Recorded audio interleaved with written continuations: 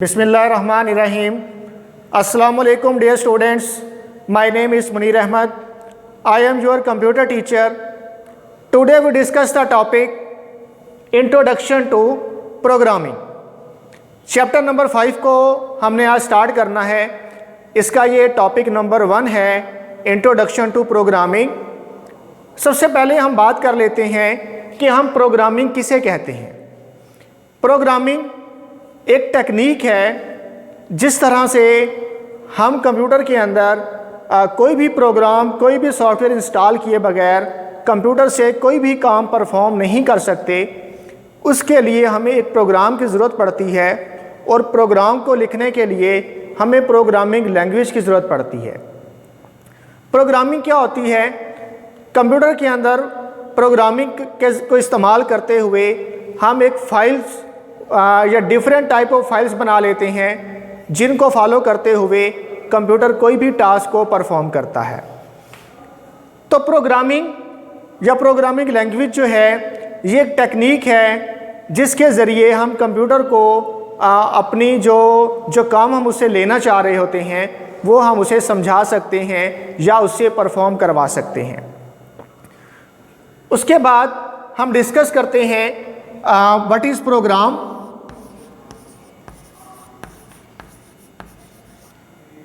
Programme क्या होता है? जाहिर सी बात है, जब हम प्रोग्रामिंग की बात करेंगे तो हमें प्रोग्राम को देखना होगा कि प्रोग्राम क्या होता है. एक प्रोग्राम हम लिख सकते हैं a set of instructions, a set of instructions given to the computer to perform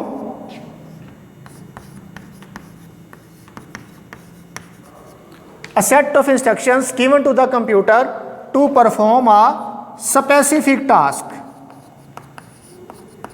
Specific task is called program.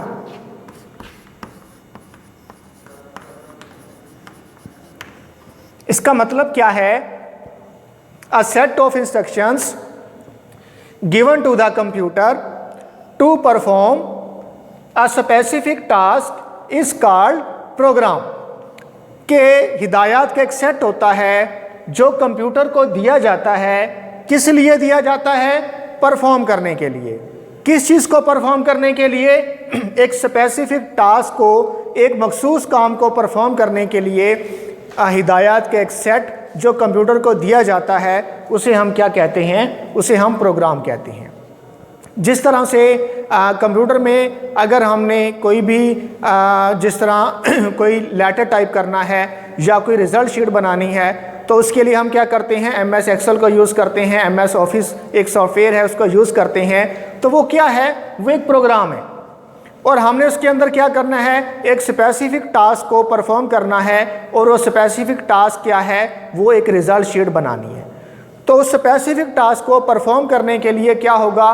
उस प्रोग्राम के अंदर, उस सॉफ्टवेयर के अंदर हिदायत का एक सेट होगा कि इस काम को आपने कैसे परफॉर्म करना है.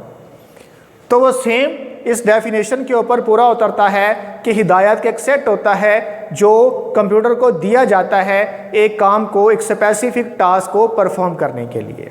उसे हम कहते हैं प्रोग्राम.